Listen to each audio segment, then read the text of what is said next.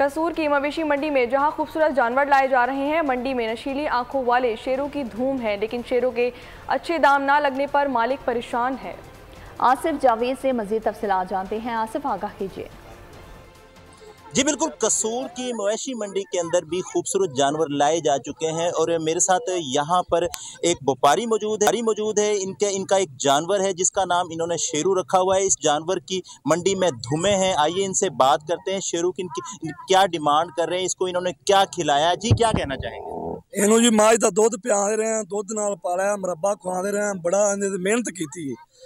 इनकी कीमत हैगी 6.5 लाख रुपए कीमत है। कसूर आई मंडी जाया खड़ा, मंडी समान हलवाया, सादक जो हम बोलना पिया।